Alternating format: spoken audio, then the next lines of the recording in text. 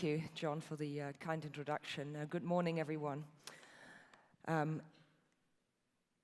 service development, of course, why we're here, why we're getting together here in Cape Town. And I think it's hardly a more fitting place to have this kind of conference with the kind of success that we've seen here, the model that's been adopted, and it's a fantastic opportunity to talk more about this. We've heard a lot about this already today.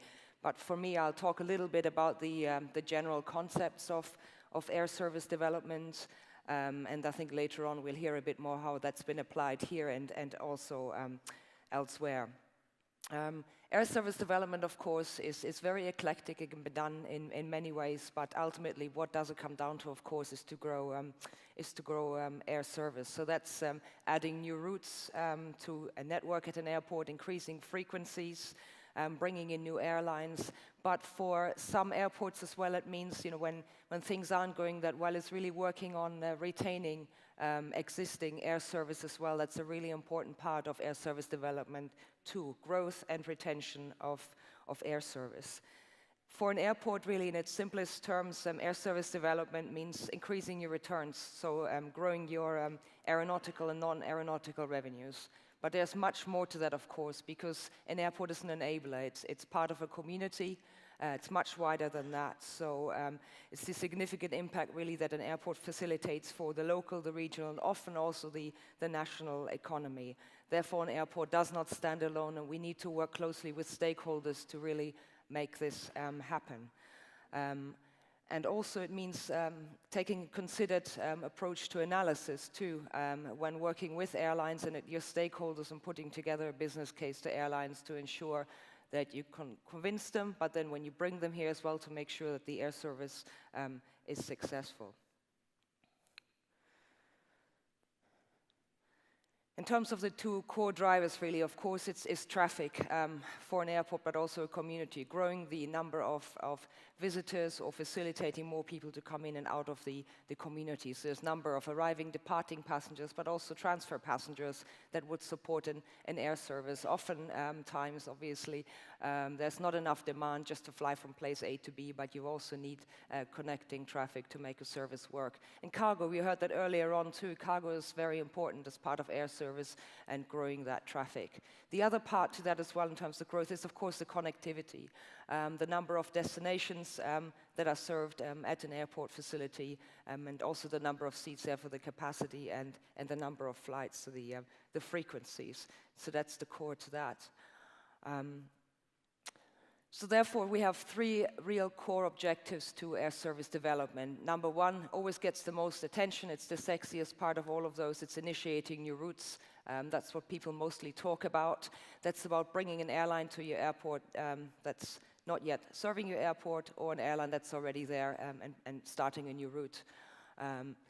Number two, I've put the retain. That usually gets the least attention, actually, because if an airline is already there, you sort of you take it a little bit for granted, and that's often wrong. You don't want to lose an airline. I always say that's the worst thing that can happen to you, because airlines you don't yet have at your airport take note when you lose a particular route or you lose an airline. So that is a big deal. And number three is expanding air service. So working on existing route, understanding your network at an airport and saying, hey, I'm flying this 5 times a week, maybe we can work with an airline and bringing the service to daily. All of those things are parts of air service development. Understanding really what your segments are as well that you're attracting when you're putting together an air service development scheme. There's three core components to that: understanding the passenger, understanding and communicating the destination and the community, and then understanding also the right airline and their strategies. In terms of passengers, there are a number of segments, of course, to bear in mind. That drives which airline to attract, right? Is it really more business segment, corporate travel? Is it small and medium enterprises? They have very different needs. Trader traffic, again, very different needs. We heard that just now with special fares and special baggage. Also, a number of destinations focus on conferences and MICE traffic. Again, there's slightly different demands there as well in terms of the airline, the number of frequencies, maybe the length of season, and so on. Or is it a very leisure-orientated community? There are some communities that I work with that are very leisure-focused that might be 80 to 90% inbound passengers, not much traffic going out. That has very different needs from say, a route where traffic goes in and out sort of in an equal share. That drives, again, a choice of an airline. There are also some other specialist routes that might have a significant segment of demand on board as well. Like there's some routes that have a lot of medical tourism or students, migration or religious travel too. So all these things have to be borne in mind when you pick the airline to work with. Obviously, the destination as well. Are we looking at a domestic route? So that's within your national boundaries. Is it intra-region? We obviously talked about intra-Africa. Or is it between regions as well? Has very different needs when talking to an airline and assessing how to make an air service successful. Again, which is the right airline to pick for a new air service too? Should you be looking at a mainline, a flag carrier, a hub carrier? Or is maybe a low-cost, low-fare airline more suitable? Again, that's driven by the kind of traffic that will be traveling on a particular route as well. Or maybe is it a regional a carrier that might be feeding into a large hub carrier at an airport.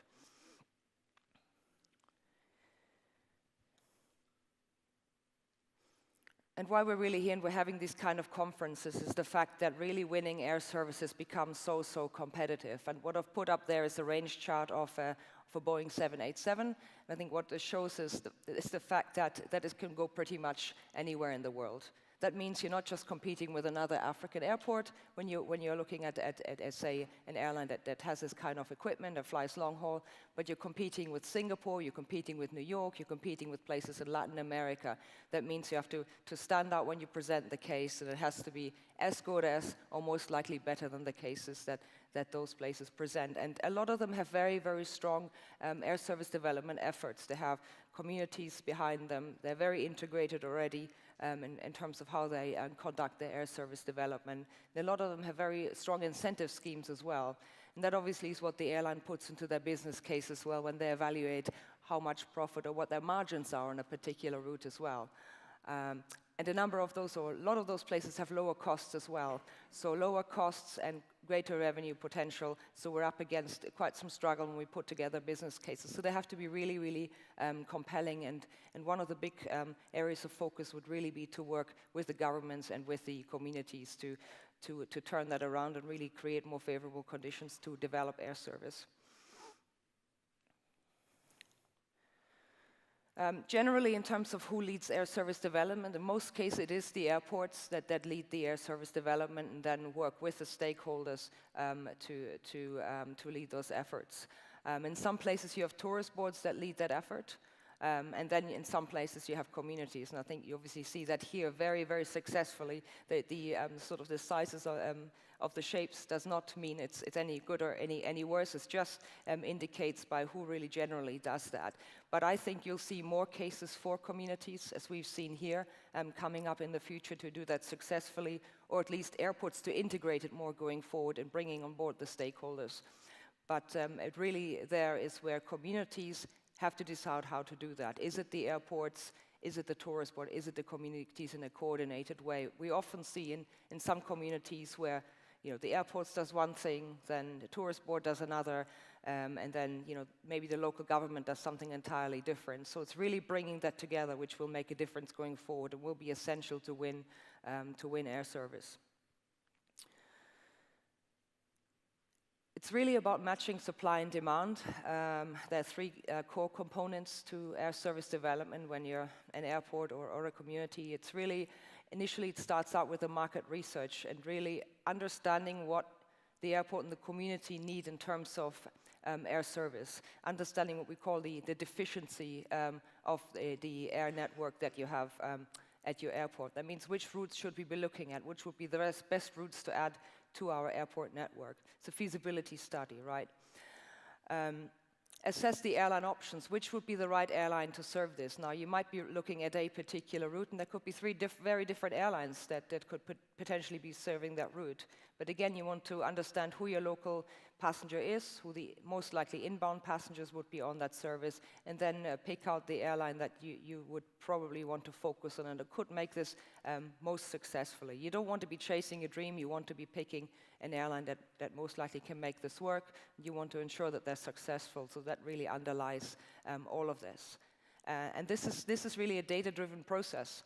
It's looking at traffic data yourselves to evaluate these opportunities before you go to an airline, but also really gathering strong information about the community that you can communicate with the airline. A lot of airlines have access to data. They can see the traffic data too, but really what often makes a difference is for them to understand what's going on in the communities, and that's not data and information that they can obtain that easily, or even have departments that are large enough that they could look at every place in the world and get this kind of information. So that's where you can really make a difference. And from there you can go on and build a business case to take to the airlines. It integrates sound data together with obviously more qualitative but also quantitative information about your communities. And that really can make the difference there.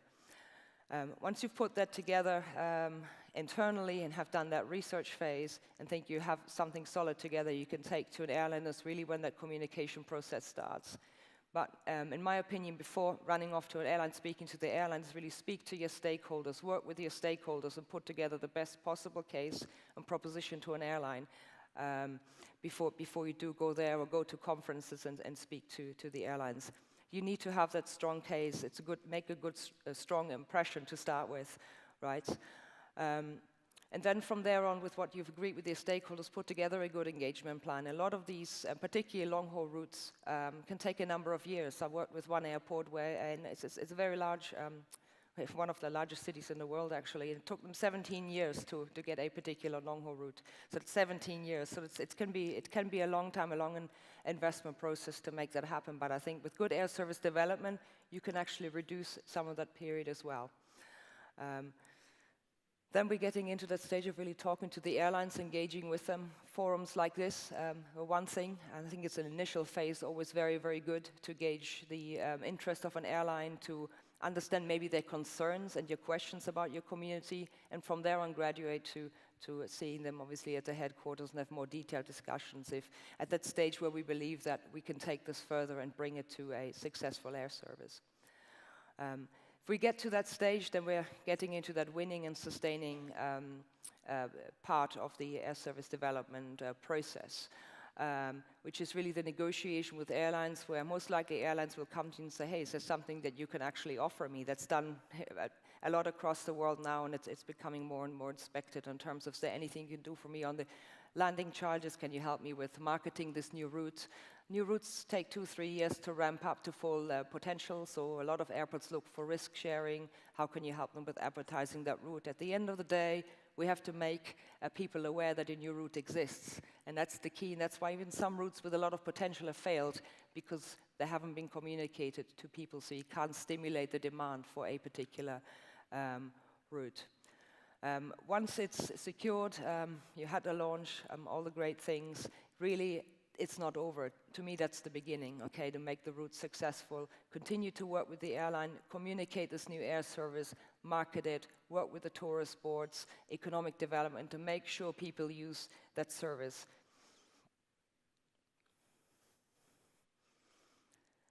And that's this pyramid of really air service stakeholders. And I think particularly in the context here we've been talking about so far this morning and hear much more about, it's at the bottom of that is really the government, both the national and the regional government. It's really paramount to creating an environment for success or failure, I think, of an air service. It really means what can you do? It means what bilateral agreements are in place.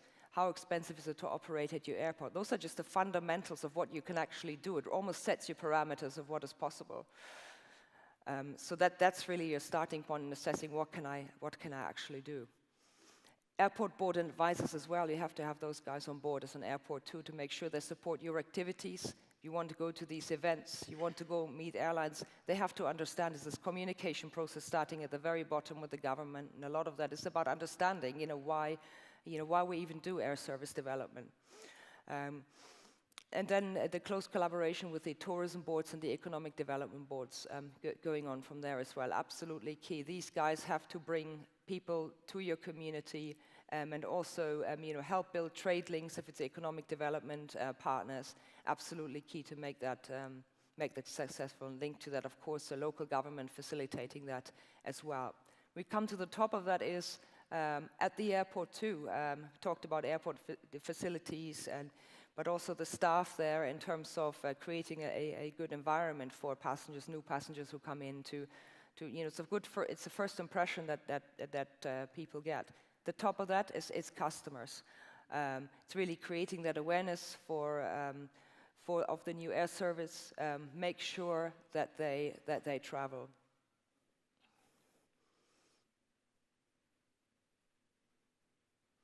And we really heard about this early on this morning. It's all about economic impact of air service.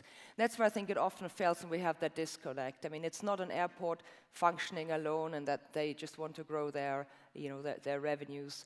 If the route's not successful, hasn't got uptake, really the airport doesn't benefit that much either. But politicians also need to understand that this is really about the economic impact of air service. This is not a vanity project of an airport. This facilitates trade, visitation. This is really what this is all about. And I think that often gets overlooked in that sense, that really does not stand alone. And therefore, we need that support that comes from the stakeholders in order to make that happen.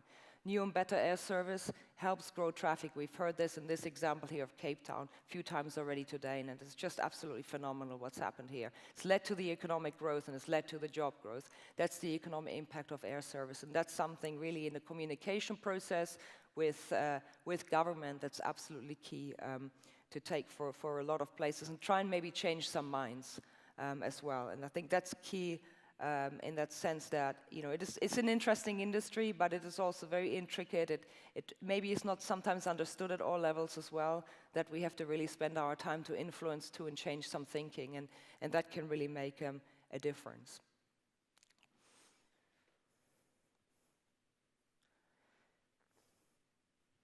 That's really what it is. Success breeds success, and again, we've seen that here, great examples. Air service facilitates new demand. You stimulate demand because you have better connectivity. Therefore, it grows demand as well as a result of that, and we really increase the attractiveness of a community. What does that do in turn? Of course, it generates more air service. So therefore, air service development, absolutely exciting. It's absolutely vital, but we need to really, the big thing going forward, more and more has to be working with stakeholders to make that successful and have that communication process. Thank you very much.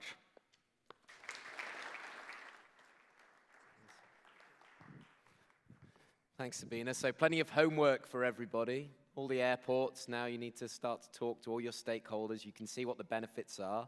And hopefully what you've seen in this first section, we're about to break for a coffee break, but just bear with me, is that it's all about collaboration. And that leads us really nicely into what we'll be doing straight after the coffee break. So we've managed to catch up. We are 10:45 exactly, so we're on time.